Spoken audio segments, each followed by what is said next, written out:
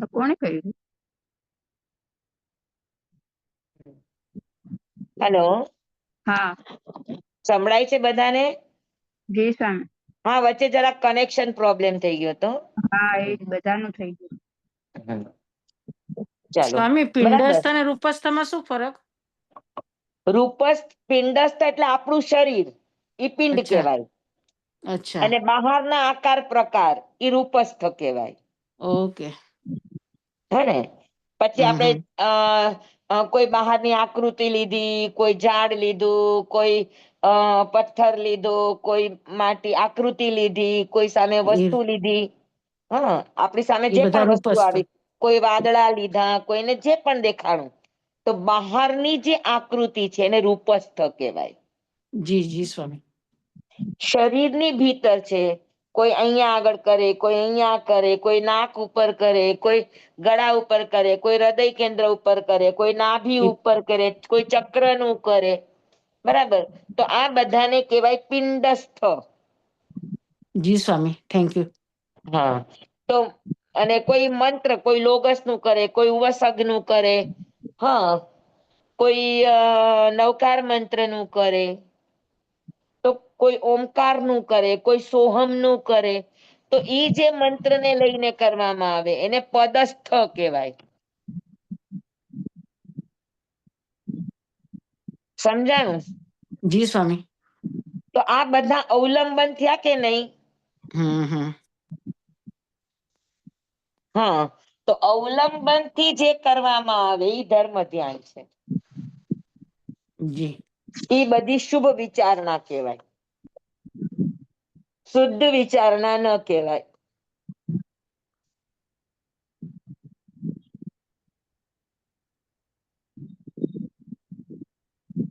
સમજાણું બધાને? શુભ એટલે શું? હમ.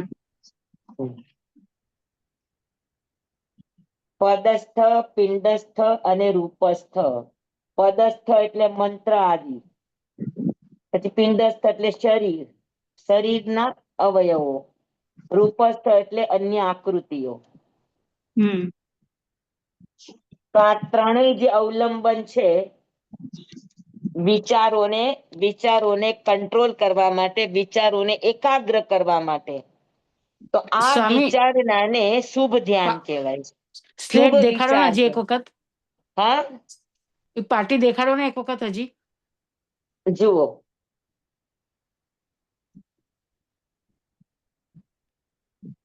જી સ્વામી, થઈ ગયું. જોયું? હા જી. હા, અને ચોથું છે રૂપાતીત. રૂપાતીત છે એ શુદ્ધ છે.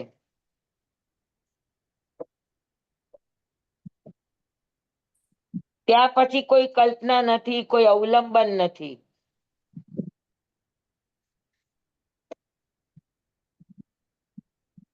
રૂપાતીત.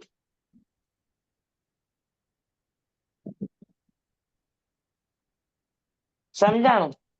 જી. તો અહીંયા આગળ છે શુદ્ધ વિચારક. એટલે સમ્યક દ્રષ્ટિ આત્મા છે, તો એની પાસે શુદ્ધ વિચારણા હોય. હે ને? આપણે ત્યાં જેટલા પણ શ્રાવકો છે, તો એ જેટલા પણ શ્રાવકો છે એને માટેમાં આવે કે નિયમ એ બધા કોઈ કોઈ 10 પરબીના, કોઈ અમુક પરબીના, બાકી નિયમા મહિનામાં 6 પૌષધના કરનારા તો હોય ને હોય જ. હવે 6 પૌષધ કયા? તો કે આઠમ, 14 અને પાખી. 3 ક્યાં? 3 સુદના, 3 વધના. કેટલા થયા? 6. 6 કયા પૌષધ કયા થયા. કીધા? 8. આઠમ, આઠમ હજી 14 અને પાખી. એ તો 2 થઈ જાય એક સાથે, 14 પાકીના. હા, છઠ થાય. ઈ છઠ થાય. અને એટલે 6 પૌષધ થયા ને. હા. 14 નો પોસો, પાખી નો પોસો, આઠમ નો પોસો, 3 પોસા સુદના અને 3 પોસા વધના. જી. બરાબર ને? તો એ મહિનામાં 6 પોસા તો કરનારા બધા જ હોય, અને એ બધા શ્રાવકો 6 પૌષદની અંતર રાત્રે ઓછામાં ઓછું સુવે, ધર્મ જાગરણ કરે, ધર્મ ચિંતન કરે. એને સુદખ્ખું જાગરિકા પણ કહેવાય. હા, તમે ઠોકળામાં જોજો, સુદખ્ખું જાગરિકા.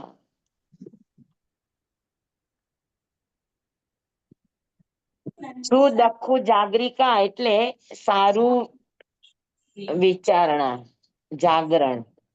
સુદખ્ખું જાગરિકા. हम्म उन लोग आपको परमानेंट पेन लेकर आ रहे हैं। ये जो पेन है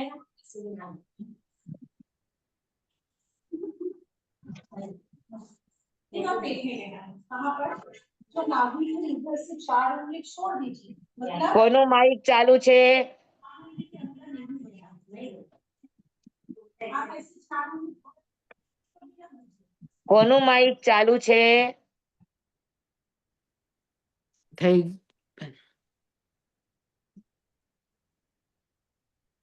જે પણ વાતો કરતા હોય આજુબાજુમાં, પહેલી વાત તો ઈ છે કે ભણતા સમયે કોઈ પણ બીજી પ્રવૃત્તિ નહીં કરો. સ્ટ્રિક્ટલી મના કરી દો કે અમારું ભણવાનું ચાલે. 1 કલાકના ભણવાની અંદર આપણે આજુબાજુનો મસાલો લઈને બેસીએ, પછી આપણને યાદ ક્યાંથી રે? કયો? को ध्यान से देखिए। नाभि से 4 फिंगर छोड़कर आप कमर तक इधर तक दे सकते हैं, इधर तक। આ રેડમી કોણ છે? રેડમી पेट में ऐसे बैठाएंगे, पूरा पेट में आप હા, એટલે હા, કોઈ પણ વાતો કરવાની આવે ને તો તમારું માઇક બંધ કરી દો, ઓકે? નહીતર પછી મારે અહીંથી મ્યુટ કરવું પડશે. સ્વામી એકવાર સુદખ્ખું જાગરિકા સમજાવી દો. से करें उधर भी जैसे जितना હજુ એ પાછા હજુ ખોલી ચાલુ નાખે છે. છે, પાછા અનમ્યુટ કરી લે છે.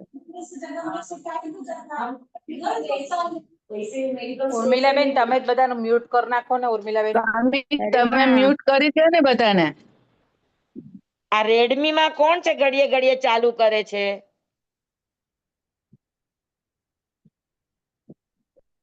રેડમી માં કોણ છે પ્લીઝ?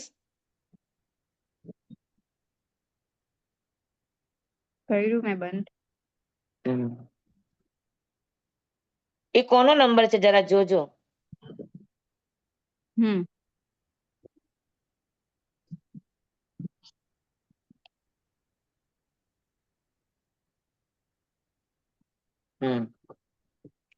બરાબર. તો હમ. સુદખ્ખું જાગરિકાનો અર્થ છે કે શ્રાવકો રાત્રે ધર્મનું ચિંતન કરે. એ ધર્મના ચિંતનને એના માટે જે જાગરણ કરે એને સુદખ્ખું જાગરિકા કહેવામાં આવે. અને પૌષધની અંદર જે રાત્રે જાગરણ કરે અને જાગરણ કરતા કરતા કરતા ધર્મ ચિંતન કરતા કરતા ઘણાને એવા ભાવ થાય કે મારે શ્રાવક પણ લેવું છે, ઘણાને એવા ભાવ થાય મારે સાધુ પણ લેવું છે. તો એ બધી વિચારણાઓ જાગે. यहाँ पर धूप नहीं आता है, कितना दिन तक लग सकते हैं? 28 दिन तक लग सकते हैं। 28 दिन से ज्यादा नहीं। अब आपका जो डोज है इसके अंदर पूरा रहता है 300। अगर आप 24 करके डेली लेंगे तो आपको तो 1 महीने के अंदर ही खत्म हो जाएगा। तो कुछ दिन करके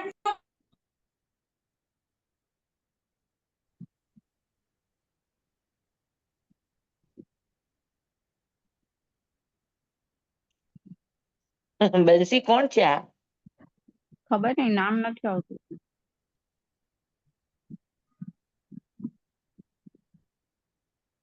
જરાક તપાસ કરજે તારા નંબર્સમાં કોણ છે આ. જી સ્વામી.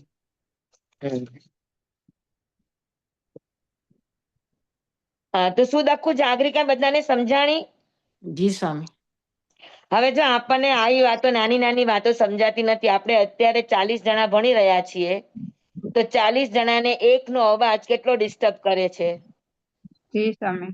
તમને ખબર ન હોય, તમે ભણતા ભણતા આવું કરો તો તમારી કર્મની નિર્જરા કરતા તમે કર્મ બંધન વધારે કરી લ્યો. ખબર છે તમને આ જ્ઞાનાવરણીય કર્મની? અશાત ના થાય, જ્ઞાનની અશાત ના થાય, જ્ઞાનાવરણીય કર્મ બંધ થાય. આ તો સારું કરવા જતા ખરાબ કરીએ આપણે, એવું થાય. તો ભણો ત્યારે બને ત્યાં સુધી આજુબાજુમાં કોઈને આવવાની ના પાડો, કોઈ પણ વસ્તુ કરો નહીં, એકાગ્ર ચિત્તથી ભણો. આ બધી ચીજો તમને ખબર છે, જેને નથી મળતી ને એને આની કિંમત છે કે આ બધું મળવું કેટલું બધું મુશ્કેલ છે. સાચી હા, વાત છે અને તમને સ્વામી. 2.5 વર્ષથી હું આપતી રહી છું એટલે તમને હવે કોમન થઈ ગયું છે. ના સ્વામી, અમને કોમન નથી થયું. હા, બરાબર ને? હા, તો સ્વામી શુદ્ધ વિચાર અને શુભ વિચારમાં ખ્યાલ આવ્યો. શુભ વિચારની અંદર અવલંબન પૂર્વક જે વિચારણા કરવામાં આવે એને શુભ વિચારણા કહેવાય. પણ હોય ધર્મ વિષયક જ, હોય આપણી આત્માને લગતી અથવા તો આપણા સારા ભાવોને લગતી જ વિચારણા હોય, એને શુભ વિચારણા કહેવાય. હા, પણ એની અંદર ક્રિયાત્મક વાતો હોય એટલે એને શુભ વિચારણા કહેવાય. હા, હું સરસ આવી રીતે કરીશ, કાલે સવારે ઉઠીશ ને દર્શન કરવા જઈશ, પછી એનાથી મુને શુભ વિચારણા કરી કે કાલે સવારે સરસ થઈ તો હું દીક્ષા લઈશ. હા, નમી રાજર્ષિએ સારી શુભ વિચારણા કરી કે હું દર્દમાંથી ઉભો થઈશ તો હું દીક્ષા લઈશ. તો આ બધી વિચારણાઓ છે ક્રિયાત્મક વિચારણાઓ. તો જેટલી ક્રિયાત્મક વિચારણા છે એને બધાને શુભ વિચાર કહેવાય. સ્વામી એક પ્રશ્ન છે, પૂછું? બોલો, આને લગતો છે? હા, તમે કીધું આ ત્રણેય ધ્યાન, આપણે સમજો કોઈ પણ ધ્યાન કરીએ છીએ તો એ પછી શુભ વિચારમાં જ જાય, પદસ્થ કે હા, પિંડસ્થ? હા હા હા હા, આપણને એ પેલા અશુભ માંથી નીકળતા શીખવાનું છે એટલે શુભ વિચારણા આપણી માટે માધ્યમ છે. કેમ કે હવે અશુભ માંથી સીધા તમે શુદ્ધમાં નહીં જઈ શકો. અશુભ અને આપણ શુદ્ધની અરહમનું ધ્યાન વચ્ચે, કરે, હા, અરહમનું ધ્યાન કરીએ કે આપણા શરીરનું ધ્યાન કરે, એ બધા શુભ વિચારમાં જ જશે. શુભમાં જ જાય. અચ્છા, તો પછી કેમ કે તમે રૂપાંતરિત કરવા કરી માટે? રહ્યા છો, તમે કરી રહ્યા છો, તો જ્યાં કરવાનું આવે ને ત્યાં યોગ છે, અને યોગ થી થતું હોય એ બધું સાધના કહેવાય, આરાધના ન કહેવાય. તો પછી સાધના છે એ શુભ હોય અને આરાધના છે એ શુદ્ધ હોય. તો પછી કેવી રીતે કરવાનું શુદ્ધમાં જવા માટે? એ એની મેળે વયા જવાય, એની ચિંતા ન કરી, પેલા શુભ કરતા શીખવાનું. જી સ્વામી. સ્વામી આ શ્રાવકો જે કરે, પૌષધ કરે, એમાં જે ધર્મ ચિંતન કરે એને શુદ્ધ કહીએ કે શુભ કહીએ? એને શુભ કહેવાય, સુદખું જાગરિકા. અચ્છા, શુભ જ છે. હા, એ પણ શુભ જ છે. ઓકે, જી હા, સ્વામી. એક બોલો પ્રશ્ન છે. બોલો. એવો કોઈ આમાં કોઈ એવો ઓપ્શનલ હોય કે શુભમાં નહીં જઈને સીધું શુદ્ધમાં જાય, એવું કોઈ આપણા આગમમાં છે એવું ઓપ્શનલ? સંગીતા શુભનો આંગળી તો પકડ. જી સ્વામી. જી કેમ કે સ્વામી. ધર્મ ધ્યાન માંથી શુક્લ ધ્યાનમાં જવાય. ધર્મ ધ્યાનની ચરમ સીમા શુક્લ ધ્યાન. ધર્મ ધ્યાન કરતા કરતા કરતા ધર્મ ધ્યાન છૂટી જાય. જેમ બાબા ગાડી ચાલતા ચાલતા બાબા ગાડી હાથમાં લે, કા કોઈની આંગળી પકડે, કા બાબા ગાડી લે, કા કોઈ ભીત પકડે, કોઈ સહારો લઈને જ બાળક ચાલતા શીખે. પછી ચાલતા ચાલતા આવડી જાય એટલે સહારોની મેળે છૂટી જાય. એમ ધર્મ ધ્યાન જી કરતા સ્વામી. કરતા કરતા કરતા વ્યક્તિ પોતાના ભાવમાં એકદમ વયો જાય તો ધર્મ ધ્યાનનું જે અવલંબન છે એ છૂટી જાય ને વ્યક્તિ પોતાનામાં સ્થિર થઈ જાય. તો સ્વામી, તમે એકવાર ધર્મરુચિ અણગાર અને ધંડળ મુનિનું જે એક્ઝામ્પલ આપેલું, તેમાં ધંડળ મુનિ શુદ્ધ ભાવમાં કહેવાય? ઢંઢણ મુનિ છે એ શુદ્ધ વિચારમાં હતા. હા હા. હા, જી અને સ્વામી. ધર્મ રુચિ અણગાર છે શુભ વિચારમાં હતા. જી શુભ સ્વામી. વિચાર હતો એટલે એને સરવાર સિદ્ધ વિમાનમાં જવું પડ્યું. અને આનો શુદ્ધ વિચાર હતો તો 8 કર્મોનો ક્ષય કર્યો ને કેવળ જ્ઞાન પામ્યા. જી સ્વામી. આભાર સ્વામી. પરતવાની ક્રિયા બેયની સમાન હતી, જી પણ સ્વામી. ક્રિયા પાછળનો ભાવ અલગ હતો. જી સ્વામી. આભાર સ્વામી. હા, તો સમજાઈ ગયું શુભ વિચાર અને શુદ્ધ વિચાર? જી જી સ્વામી. સ્વામી. સ્વામી. જી સ્વામી. હમ. તો શું દખું જાગરિકા કહો કે અત્યારે આપણે જે ધ્યાનના પ્રયોગો કરીએ, શ્વાસનું અવલંબન લઈએ, કોઈ મંત્રનું અવલંબન લે, કોઈ બહાર કોઈ પ્રતિમાજી છે એનું અવલંબન લે, તો આ બધા શુભ છે, અવલંબન પૂર્વકના શુભ ધ્યાન કહેવાય. કેમ કે આપણે કરીએ છીએ ઉપયોગ પૂર્વક, પ્રયત્ન પૂર્વક કરીએ, તો જે ટુ ડુ માં આવે એ બધું જ શું કહેવાય? શુભ કહેવાય. હમ યોગોથી થતી ક્રિયા શુદ્ધ ન હોય, શુભ હોય. ઓકે. આત્માથી થાય ત્યારે એ શુદ્ધ થાય. જી સમજાયું. બરાબર? તો જી. યોગોથી થાય એને સાધના કહેવાય, હમ અને આત્માથી થાય એને આરાધના કહેવાય. તો આત્માથી જ્યારે થાય, આરાધના થાય, ત્યારે શુદ્ધ વિચારણા કહેવાય. અને યોગોથી થાય, સાધના થાય, આપણે અત્યારે સાધના કરીએ, તો સાધનાથી થાય એને શુભ કહેવાય. સમજાણું બરાબર? હમ કરવામાં આવે તે સાધના, અને થઈ જાય તે આરાધના. હમ બરાબર? જી જી સર. સ્વામી. તો શ્રાવકો કેવા હોય? તો કે શુદ્ધ વિચારણા કરનારા. શુદ્ધ વિચારણા કરનારા એટલે આત્માનું ચિંતન કરનારા. અને આત્માના ચિંતન ઉપરથી એને એવા ભાવ જાગે, હા, અને ભાવ જાગતા જાગતા જાગતા એ પોતાની જ દિનચર્યાનું ચિંતન કરતા કરતા કરતા એવા આત્માના ભાવ જાગે કે પોતે આત્માની શ્રેણીએ ચડી જાય. હા, કોઈ 7મા ગુણસ્થાનમાં વયા જાય, કોઈ એનાથી આગળ વયા જાય. બરાબર? આનંદ શ્રાવક કેવા ધ્યાનમાં ગયા હશે કે એને ઉત્કૃષ્ટ કોટીનું અવધિ જ્ઞાન થયું, અને એ અવધિ જ્ઞાન ગૌતમ સ્વામીને ખોટું લાગ્યું કે શ્રાવકોને આટલું ઉત્કૃષ્ટ અવધિ જ્ઞાન હોય જ નહીં. બરાબર? તો એની કેવી એ શુભ વિચારણા, કેવી શુદ્ધ વિચારણા હશે? જી સર. સમજાય છે? હમ હમ પછી અત્યારે આપણે ઓલા શું કહેવાય, મહાવિદ્ય ક્ષેત્રની યાત્રા કરીએ ધ્યાનમાં, આ બધું શુભ ધ્યાન કહેવાય. સ્વામી, હમ તો આ શુભમાં પુરુષાર્થની જરૂર પડે, પણ શુદ્ધમાં ઓટોમેટિક ધર્મ હા, ધ્યાનનું પુરુષાર્થ શુભમાંથી કરતા જતા કરતા જતા જતા તમે રહેવાય. એકદમ ભાવમાં ખોવાઈ જાઓ, અચ્છા, અને પછી જે એટલે ધારા ચાલે એ શુદ્ધ ધારા હોય. જી સ્વામી, આભાર સ્વામી. હા? પણ તમારે આંગળી તો શુભની જ પકડવી પડે. જી સ્વામી. આર્ત ધ્યાન અને રૌદ્ર ધ્યાન જુદા નથી. આર્ત ધ્યાન તીવ્ર બને તો એ જ રૌદ્ર ધ્યાન બની જાય. એમ ધર્મ ધ્યાન અને શુક્લ ધ્યાન જુદા નથી. શુભમાંથી તમે એકદમ મૂળભૂતમાં વયા જાઓ ને અંદર ઉતરી જાઓ, તો એ જ ધર્મ ધ્યાન શું બની જાય? શુક્લ ધ્યાન. શુક્લ ધ્યાન બની જાય. જેમ કે ભગવાન માટીના ઢેફાનું અવલંબન લઈને જોતા હતા, એ ધર્મ ધ્યાન હતું. પણ એમાંથી એકદમ રૂપાતીતમાં વયા ગયા અને કેવળ જ્ઞાન થયું. તો કેવળ જ્ઞાન એને શુદ્ધ ધ્યાનથી થયું, શુભ ધ્યાનથી ન થયું. ના થઈ ગયું. જી સમજાણું સર. તમને? હા.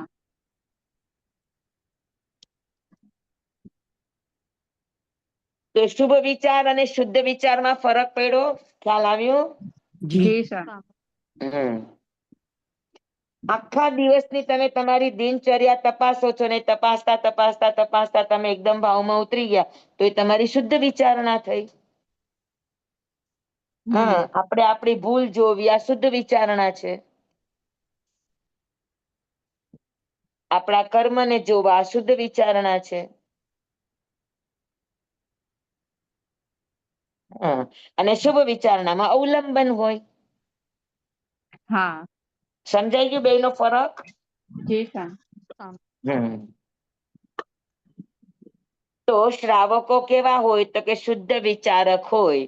મહિનામાં 6 દિવસ એ આવી શુદ્ધ વિચારણા કરતા હોય. શુભ વિચારણામાંથી શુદ્ધ વિચારણા કરતા હોય.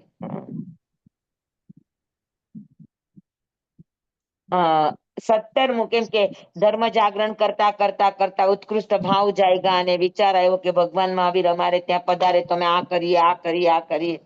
હા, ત્યાગના જે ભાવો જાગે એ શુદ્ધ ભાવ કહેવાય. હમ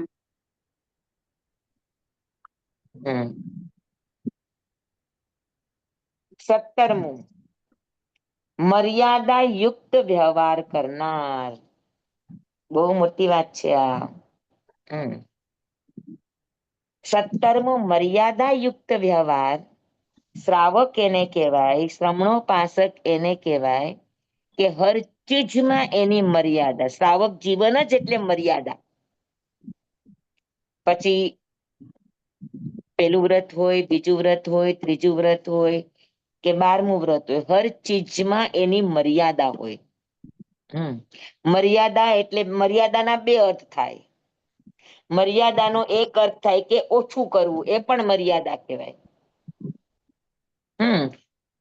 બરાબર છે. શ્રાવકોની મર્યાદા છે કે નહીં કે ભાઈ સર્વથા એ લોકો જેવી હિંસા છોડી નથી શકતા, તો એને મર્યાદા કરી. શું કરશું? તો કે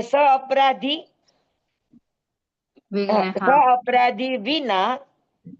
શું બોલો છો તમે પેલા વ્રતમાં? ત્રસજીવ, બેન્દ્રિય, તેન્દ્રિય, ચોરેન્દ્રિય, પંચેન્દ્રિય, જીવ જાણી પ્રીચી, સ્વ સંબંધી, શરીર માયેલા પીડાકારી, સ અપરાધી વિકલેન્દ્રિય, આકુટી હણવા નિમિત્તે હણવાના પચખાણ. તો તમારી મર્યાદા શું થઈ કે હણવા નિમિત્તે હણવાના પચખાણ. હા, તમારી કોઈ કામ કરતા કરતા, કોઈ સંસારની વ્યવસ્થા સંભાળતા સંભાળતા અજાણતા કોઈ જીવ મરી જાય, હા, તો એના તમે ત્યાગી નથી શ્રાવક.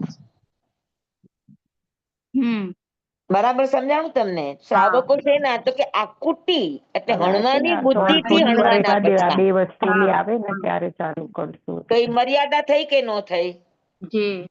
સ્વામી, હા, આકુટી એટલે હણવાનું આકુટી નહીં એટલે ને? હિંસા. હિંસા. જી સ્વામી. આકુટી એટલે હિંસા. અનાકુટી એટલે અહિંસા. અહિંસા, હા.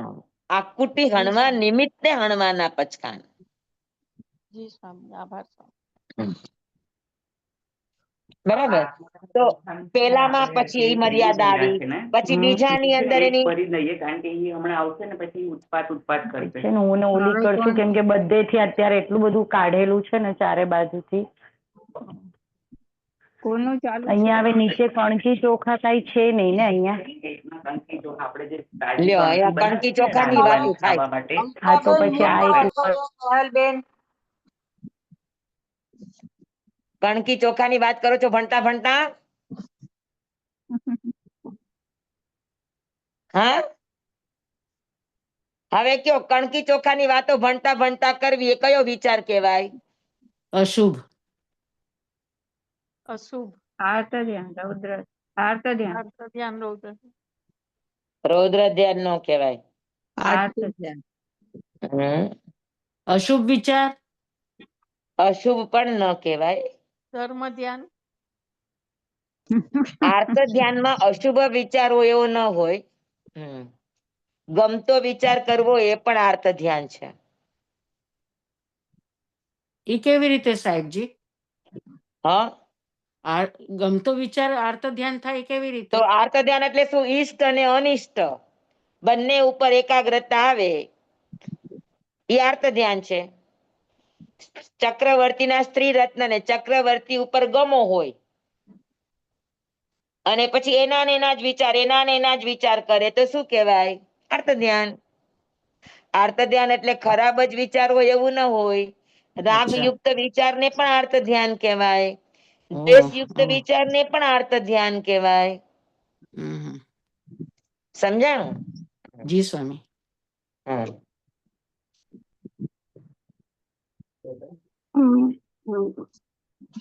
પછી સારાનો વિચાર કરતા કરતા અંદરથી તીખાસ આવી જાય તો પછી રૌદ્ર ધ્યાન નું રૂપ પકડે.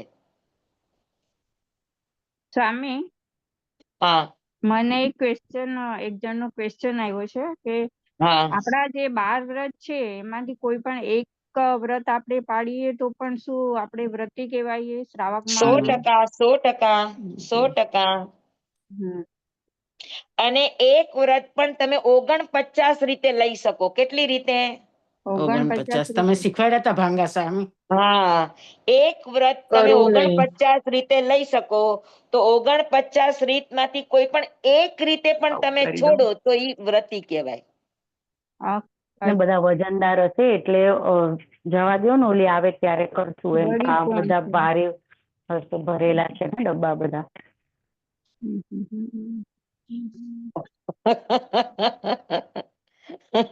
ડબ્બા વાળા પકડાતા નથી. કોણ છે? અલ્પાબેન. હા, અલ્પાબેન કરીને કોઈ. અલ્પાબેન મહેતા.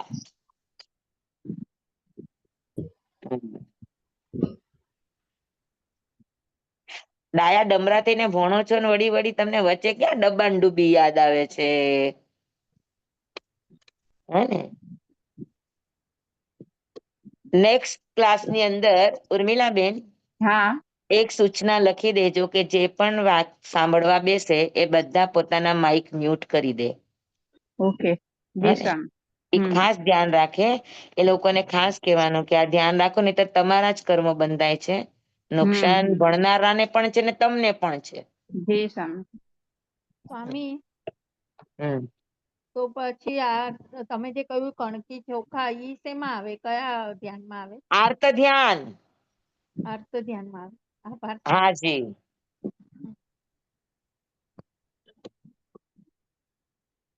ચાલો, શુભ વિચાર શુદ્ધ વિચાર બે ક્લિયર થઈ ગયું તો આગળ વધુ. જી હા, જી સ્વામી. હાને? હા, મર્યાદાયુક્ત. મર્યાદાયુક્ત વ્યવહારમાં આપણે શીખ્યા છે કે જેમ પેલા વ્રતની મર્યાદા, પછી એમ બીજા વ્રતની મર્યાદા, કે ભાઈ આમ તો ખોટું બધું જ તો છોડી શકતા નથી શ્રાવક, તો એની મર્યાદા છે. શેની મર્યાદા છે? તો કે કન્યા સંબંધી. જે ખોટું બોલવાથી તમારો અવિશ્વાસ લોકોમાં થાય, જે ખોટું બોલવાથી તમારા સંબંધોમાં વિશ્વાસઘાત ઉભો થાય અને સંબંધો બગડે, તો સંબંધો બગડે, તમારી સાખ બગડે, સંબંધો અને સાખ બગડે એવા અસત્ય નહીં બોલવાના. ઈ શ્રાવકની મર્યાદા છે. કન્યા સંબંધી, કન્નાલીએ, ગોવાલીએ, ભોમાલીએ, થાપણ મોસો, મોટકું કુડી, મોટકું કુડી શાક ઇત્યાદિ જૂઠું બોલવાના પચખાણ. તો એ મર્યાદા થઈ. સમજાણું તમને? હા. સ્વામી, હા, સ્વામી, એક પ્રશ્ન છે. તો પછી આપણે આર્ત ધ્યાન ને રૌદ્ર ધ્યાન સંસારમાં તો થતું જ રહેતું હોય ને આપણે, કારણ કે રસોઈ કરવી, જે ગૃહસ્થ ને ઓફિસ જવું, કે એ બધું શું શેમાં ગણાય? બધું ડાયા થઈને કરતા હો તો ધર્મ ધ્યાન થઈ શકે, બાકી તો આર્ત ધ્યાન જ છે. અચ્છા. અને કંટાળો કરો તો રૌદ્ર ધ્યાન. અચ્છા. કર્તવ્ય સમજીને કરો તો ધર્મ ધ્યાન. સ્વામી, પણ એમાં વિવેકથી કરો તો ધર્મ મર્યાદાયુક્ત ધ્યાન. પણ આવી જાય ને? એમાં આ જે આર્ત ધ્યાન રૌદ્ર ધ્યાન છે, તો એમાં મર્યાદાયુક્ત આવી જાય ને? આપણે મર્યાદા લઈ લઈએ છે ને કે મારે આ ચીજની મર્યાદા. મર્યાદા લ્યો છો, પણ એટલે મર્યાદા એટલે શું? તમે સીમા બાંધી હા, કે લિમિટેશન. આટલી ચીજ તમે નહીં કરો. બરાબર. તો આમ તો બધું જ છોડવું જોઈએ, પણ છતાં તમે બધું તો છોડી શકતા નથી. એટલે શ્રાવકોનું બધું જ આચરણ કેવું હોય? તો કે મર્યાદા વાળું હોય. તો મર્યાદાના બે અર્થ, કે મર્યાદાનો અર્થ છે એક તમારે લિમિટ બાંધવી, એને પણ મર્યાદા કહેવાય. અને એક મર્યાદા એટલે લજ્જાશીલ પણ કહેવાય. સમજાણું? એટલે બે રીતે સમજવાનું છે આપણે. પેલા તો મર્યાદા એટલે આપણે શું કહેવાય? ક્વોન્ટિટી. હા, લિમિટેશન્સ. લિમિટેશન એના અર્થમાં. તો પેલી આપણે હિંસામાં લિમિટ કરી, પછી સત્યમાં લિમિટ છે કે ભાઈ અમે આટલું તો ખોટું નહીં જ બોલીએ, આ મર્યાદા થઈ. બરાબર. પછી ચોરીમાં તો કે ખાતર ખણી, ગાંઠડી છોડી, તાળા પર કૂચીએ કરી, પડી વસ્તુ ધણિયાતી જાણી ઇત્યાદિ. મોટકું અદત્તા દાન લેવાના પચખાણ. હવે તમે આ પચખાણ લીધા હોય, પછી રસ્તામાં કોનો ચેન પડ્યો હોય તો લેવાય? ના લેવાય. પડી વસ્તુ જણિયાતી જાણી, હને તો એ તમે લઈ ના શકો, તો એ મર્યાદા છે શ્રાવકની. બરાબર. પછી ચોથા વ્રતની મર્યાદાની અંદર સભરતાર સદાર સંતોષીએ, સભરતાર સંતોષીએ. અવશેષ મેં હું હા, દેવતા દેવતા અને હા દેવી દેવતા સંબંધી વિહમતી વિહેણમ, મનુષ્ય તિર્યન સંબંધી એક વિહમ એક વિહેણમ. તો એ મર્યાદા છે. બરાબર. પછી પાંચમા વ્રતની બધી મર્યાદા ખેત વસ્તુની, હિરણ સુવર્ણની, ધન ધાન્યની, દુપદ ચૌપદની, કુવીય ધાતુની. હા, સાતમા વ્રતમાં બધી 26 બોલની. તો આ બધું તમારું જીવન હરેક વ્રતની અંદર સંપૂર્ણ ત્યાગ તો છે જ નહીં, બધા જ વ્રતમાં મર્યાદા છે. અને એ વ્રતની મર્યાદા લેતા લેતા પાછા તમે તો બોલો કે સાંજે માંડે છૂટ, ગામ પડગામ છૂટ, એટલે મર્યાદામાં મર્યાદા. હા, એટલે ક્યાંય આપણો ત્યાગ કન્ફર્મ નહીં. બરાબર છે.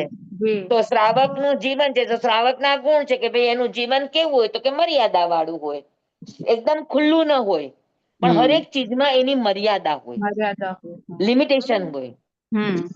સ્વામી હાજી. આપણે આપણા ભારત આર્ય દેશથી બહાર ફરવા જઈએ તો ઈ પણ મર્યાદા વિહીન કહેવાય, આર્ત ધ્યાનમાં જ આવે ને ઈ પણ, કારણ તમે વગર જઈએ ઘરમાં તો. બેઠા છો ને, એ આર્ત ધ્યાન ના ઘરમાં જ બેઠા છો, બોલો હવે શું કરવાનું? ઘર છોડી દેવું? ના ના ખાલી નથી. બારગામ જ જાવ એવું નહીં, જ્યાં પણ આપણો રાગ ભાવ છે ત્યાં આર્ત ધ્યાન છે એટલું લખી લ્યો. પછી જ્યાં પણ તમે ઉપાશ્રયમાં બેઠા બેઠા જો ઈ કામ ધંધો કરતા હો તો આર્ત ધ્યાન છે. આભાર સ્વામી. હા, આર્ત ધ્યાન કોઈ જગ્યા નથી, આર્ત ધ્યાન કોઈ વસ્તુ નથી. બરાબર છે. આર્ત ધ્યાન છે આપણી પરિણામની ધારા છે. જી. રાગ અગર ભાવ તમે જેવા મર્યાદામાં રહ્યો છો, હા, રાગ ભાવ આવે એમાં બધામાં આર્ત ધ્યાન. આર્ત ધ્યાન, આર્ત ધ્યાન. ગયમું આર્ત ધ્યાન, ગમો અણગમો આ બધું આર્ત ધ્યાન. પછી એના પર તીવ્રતા આવે તો રૌદ્ર ધ્યાન.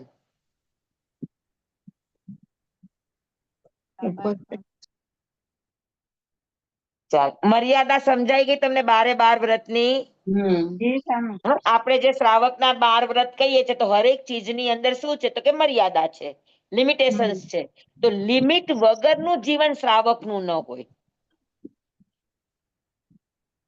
બરાબર. હર ચીજની અંદર એની મર્યાદા હોય. તો એક આ અર્થ થાય મર્યાદાનો, અને એક મર્યાદાનો અર્થ થાય વિવેક. ક્યાં કેટલું કેમ કેવી રીતે બોલવું, ચાલવું, હરવું, ફરવું, ખાવું, પીવું, હરેકમાં એની મર્યાદા હોય, વિવેક હોય, શીલ હોય, ત્યાગ હોય. એટલે સ્વામી આ બંનેમાં એટલો ફરક છે કે ઓલામાં મર્યાદા એટલે ઓછું કરવાનું, આમાં વિવેકપૂર્વક કરવાનું. બરાબર ને?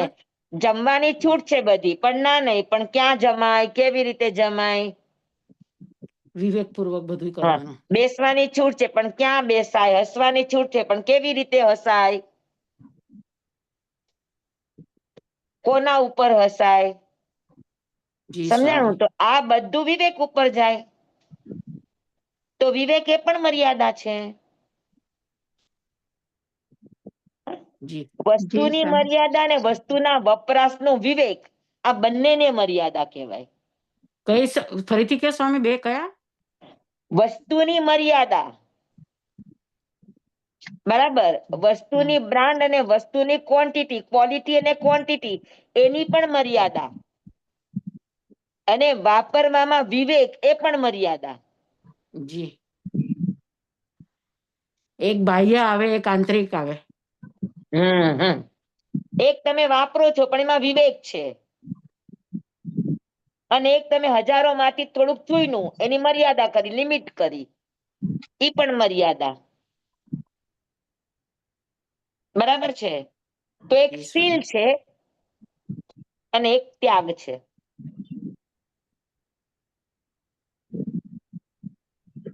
બેસી ગયું બંને અર્થ? જી સ્વામી. એકદમ બરાબર. હા, તો 17 અર્થ થયા આપણા. જી સ્વામી. 4:45. હું આજે મોડી આવી હતી એટલે તમને કઈ નહીં સ્વામી. હા, હવે આ શીખવા જેવું છે, થોડુંક લાંબુ ચાલશે. વિનય, વિનય કોને કહેવાય? જી સ્વામી. એ ખાસ શીખવા જેવું છે. એટલે વિનય અને મર્યાદા એટલે વિવેક.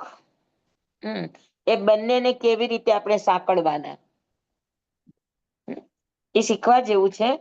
તો એ આપણે અત્યારે 5 મિનિટમાં તો પૂરું નહીં થાય, તો અવસરે રાખીએ આપણે. હા સ્વામી. સ્વામી, હાજી. એક જૈનેતર નો જ ક્વેશ્ચન છે કે આપણે બધામાં બાધા લઈએ ને, હા, એનું કેવું એમ હતું કે બાધા લેવી જરૂરી છે? મનથી નિયમ લીધું એ ન ચાલે? તો મનથી નિયમ લીધો એ પણ બાધા જ કે મનસા વેગે પચક ખઈ. તમે મનથી સંકલ્પ કર્યો એ પણ પચખાણ જ છે.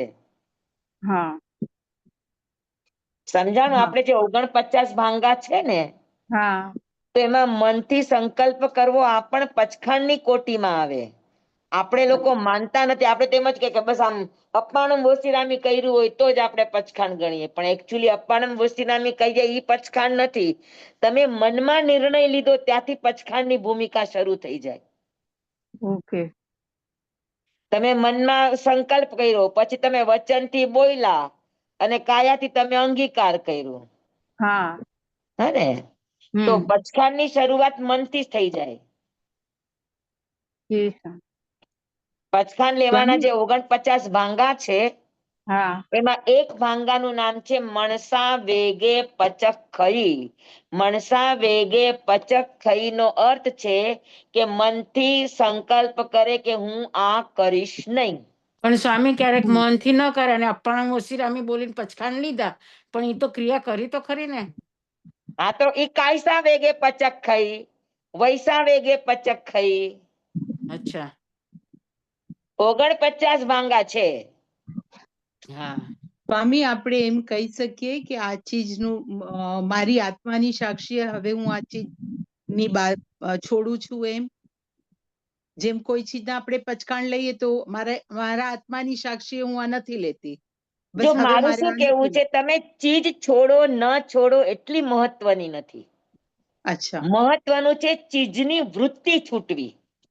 બરાબર. આપણે ભવાનીપુરમાં એ વ્યાખ્યાન લીધું તું આખું. હા, કે કુમારપાળે માંસ ન ખાવાના પચખાણ લીધા અને છતાં શાકાહાર વસ્તુમાં એને માંસ દેખાણું. તેનો અર્થ એ છે કે માંસની વસ્તુનો ત્યાગ હતો એને, પણ ભીતરમાં વૃત્તિ પડી હતી. વૃત્તિ પડી ગયા, બરાબર. તો વૃત્તિ પણ ન ઉઠવી. હા, આ પચખાણ છે. બરાબર. અંદરથી એ વસ્તુ પ્રત્યે નિર્વેદ જાગવો, વૈરાગ્ય જાગવો, આ પચખાણ છે. બરાબર. વસ્તુ છૂટે ન છૂટે એ આગળની વાત છે. ઉદ્ધવજીએ કીધું તું ને કે નદીને કયો કે હું તપસ્વી હોય તો માર્ગ દે. હવે જમીને બેઠા હતા તોય તપસ્વી. સમજાણું? એટલે આપણે ત્યાં મહિમા એનો છે. બરાબર. ક્રિયાનો મહિમા ચોક્કસ છે, પણ ક્રિયા કરતા પણ વધારે મહિમા આપણા ભાવનો છે, આપણા પરિણામનો છે, આપણા વૈરાગ્યનો છે. બરાબર. હા, સમજાણું બધાને? ઓકે. હા, આ વાંચણીમાં કોઈને રોયકા ટોયકા તો પ્લીઝ મિચ્છામી દુક્કડમ, કોઈ મનમાં ખોટું નહીં લગાડતા, પણ નેક્સ્ટ ટાઈમ ધ્યાન રાખજો. ઓકે. સ્વામી, ધન્યવાણી આપની.